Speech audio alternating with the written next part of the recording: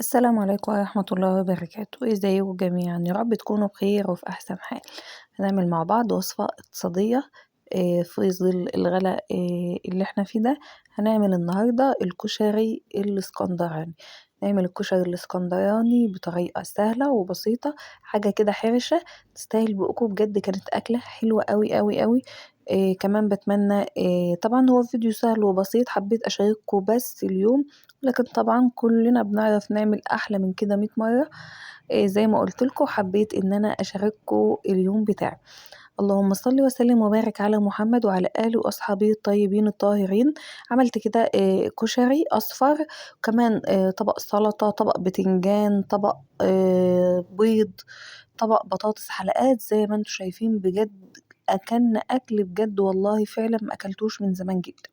اللهم صل وسلم وبارك عليك يا حبيبي يا رسول الله. اول حاجه كده جبت الشعريه بتاعتي، ابتديت ان انا احمرها اللون اللي احنا عايزينه. تمام. بصراحه انا ما كنتش ناويه اصور خالص ولا اي حاجه، ولكن من زمان ما صورتش، حبيت كده ان انا انزل معاكم. وكمان انشط كده القناه لان هي الساعات بتاعتها واقعه جدا، فقلت ايه نصور اي حاجه كده. زي ما انتم شايفين كده ده كان لون الشعرية بتاعتي.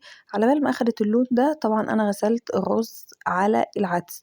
ده عدس اصفر عادي، مثلا كوبايتين رز عليهم كوباية وربع من العدس، عشان العدس بتاعنا يبقى كتير ويبقى حلو كده زي ما انتم شايفين. هبتدي طبعا ان انا اقلب كده العدس في الرز في الشعرية، كله كده مع بعضه. مش هنضيف اي حاجة غير مرق الدجاج، ودي اختياري، مش يعني مش ضرورية ولا اساسية ولا اي حاجة. وهنضيف ليها معلقة ملح صغيرة على حسب الكمية اللي احنا عاملين. تمام. هبتدي ازود بقى المية، زي ما قلت لكم مرق الدجاج بس. وطبعا اختياري جدا، لو مش عايزينها مفيش ادنى مشكلة. تمام. هبتدي بقى ان انا اقلبه كده ونزود المية زي مقدار الرز اللي احنا بنطبخه العادي جدا. تمام.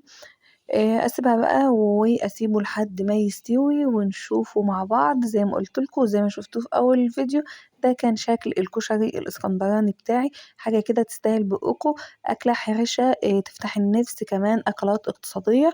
بتمنى الفيديو البسيط يعجبكم، اذا عجبكم يا ريت تدعمونا بلايك واشتراك وكومنت حلو منكم.